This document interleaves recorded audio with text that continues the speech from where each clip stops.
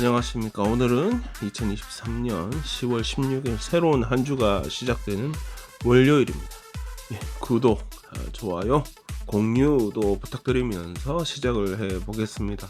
지난 토요일 하루 종일 있었던 보이스 설치를 위한 개헌을 묻는 국민투표로 결정난 국민들의 목소리는 개헌 반대로 나왔습니다.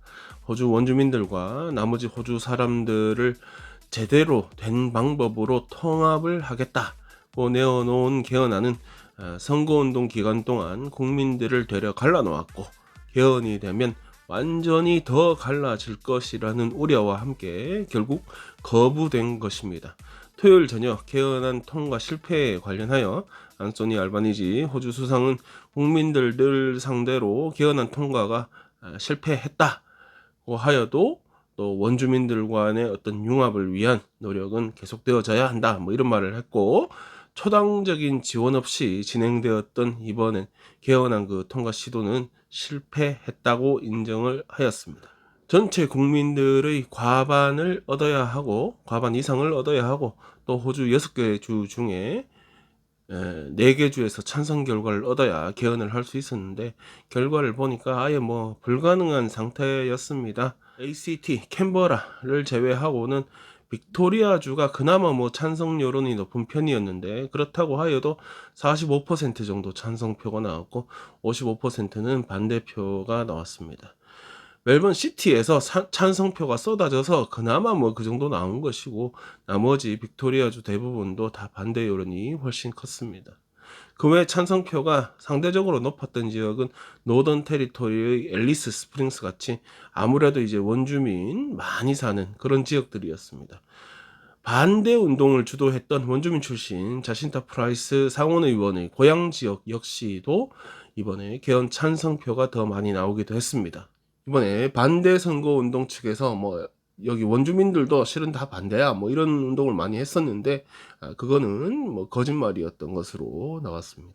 야당 쪽에서는 찬성표를 던진 유권자들의 어떤 그런 의지를 존중한다면서도 애초에 이런 개헌안을 밀어붙이는 안소니 알바니지가 잘못된 것이다, 이런 기류가 나오고 있습니다. 일부에서는 이번 선거에 $400밀리언, 4억 불 세금이 소모되었다면서 이를 책임지기 위해서라도 안소니는 자신의 미래를 정확히 밝혀야 할 것이고, 일부에서는 그냥 자리에서 내려오라 이래 주장하고 있습니다. 더 보이스 설치가 된다면 공식 명칭이 더 보이스인 것이냐, 어떻게 되느냐, 누가 그 기관을 구성하게 되느냐, 어떻게 그 기관을 구성하는 사람들이 선택되게 되느냐, 정확히 더 보이스가 할 수 있는 일, 그리고 할 수 없는 일은 무엇이냐, 이런 질문에 대해서 개헌 후에 알려준다, 개헌 후에 알 수 있다는 식의 응답을 해왔었습니다.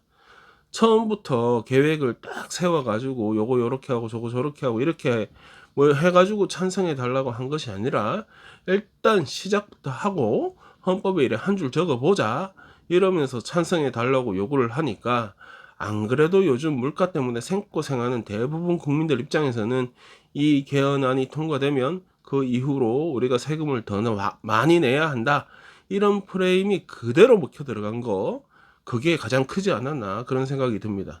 제가 보기에는 처음에는 자기 정치적 생명까지도 걸겠다 이런 말 했던 안소니가 시간이 갈수록 그런 무게를 싹 빼내면서 패배를 자초한 것 아니냐. 그래도 4억 불 정도면 누구 말 맞다나 애교로 봐줘야 되지 않겠습니까? 다음은 어쩔 수 없이 전쟁 소식. 이스라엘은 가자지구 전역에 걸쳐서 대피하라는 내용이 적힌 그 삐라 있죠, 삐라를 살포하였습니다. 빨리 도망가라. 100만이 넘는데 어디로 도망가라는 건지. 유엔이 평가하기에도 아예 불가능한 대피를 하라고 하는 것인데, 이거는 지상군 투입으로 이어지기 직전 상황이다, 이런 말이 되는 겁니다. 호주를 비롯한 미국도 마찬가지고 이스라엘의 편에 선 나라들조차도 이는 피해야 한다, 이런 말을 하고 있는데, 이스라엘의 입장은 진짜 쓸어버리겠다 이런 것으로 느껴집니다. 그저께도 제가 말했지만 병원에 있는 부상자나 환자들에게 어디로 어떻게 대피하라는 것이 모를 일입니다. 그냥 죽어라 이런 말 한 거하고 뭐가 다른가, 똑같다.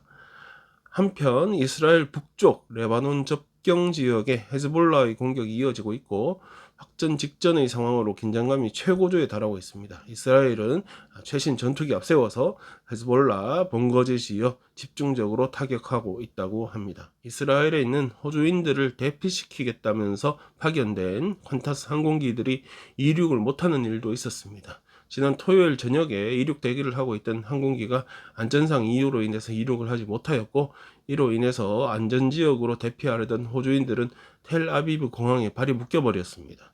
외교부 장관 페니 웡 말로는 다른 방법으로 이들을 이동시킬 것이라고 하는데, 어제 공군 협조 받아서 다른 항공편이 파견된 것으로 알려졌습니다.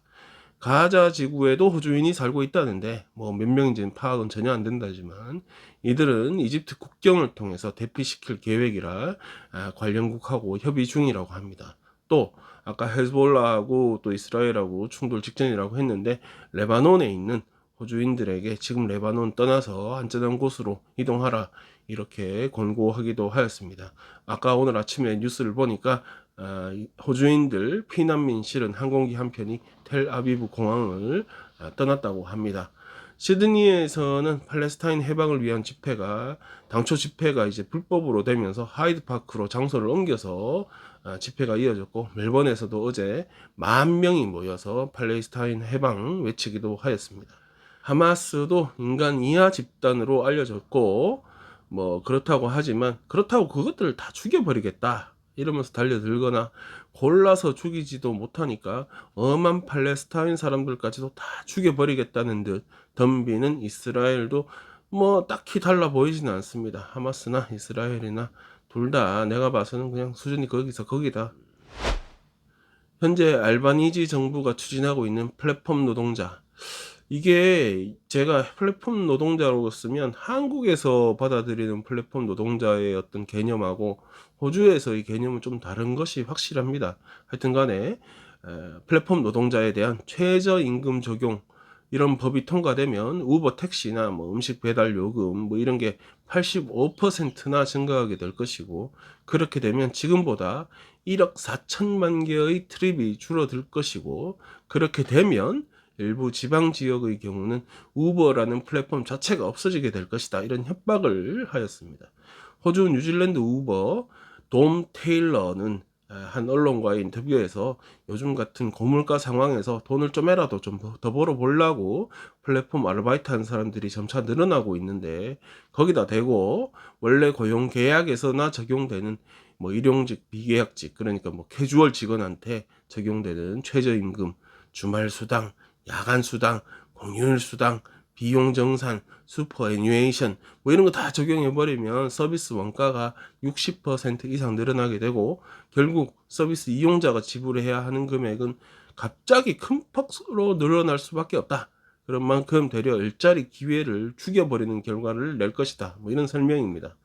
법에서 정하려는 것은 몇 시부터 몇 시까지 근무하고 무슨 요일부터 무슨 요일까지 근무하고 이런 식, 그러니까 예전부터 우리가 알고 있는 그런 고용계약 상황에서 적용되는 좀 클래식한 방법의 법 적용인데, 플랫폼 노동이라는 거는 자기가 일하고 싶을 때 일하고, 일하고 수 없을 때는 안 하고, 일할 수 있을 때 일하는데 일 못하는 상황이면 안 하고, 이런 방식의 일이잖아요. 그러니까 예전하고는 방식이 다르다. 걷다 대고 옛날 그 클래식한 방법, 법 적용을 탁 하면 이거 말 자체가 성립이 되지 않는다, 이런 주장입니다.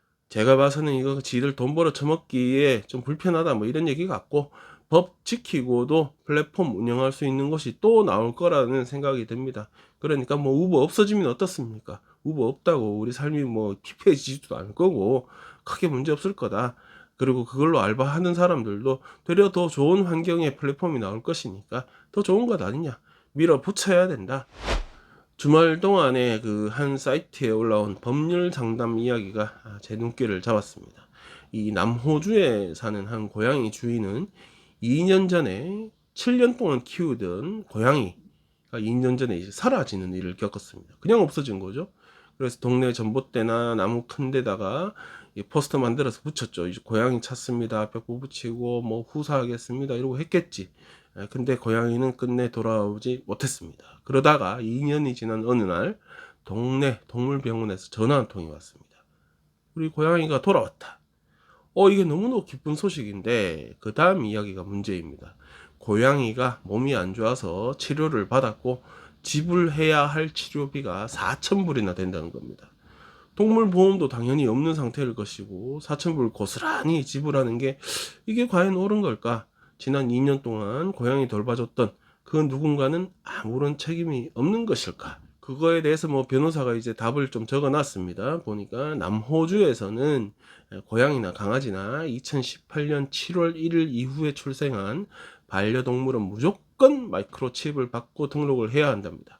그러니까 이 고양이 주인은 어찌됐든 간에 법을 지키고 있었던 것이고, 고양이를 찾은 사람은 주인을 찾아줘야 하는 노력을 하지 않았다, 이런 판단이 듭니다.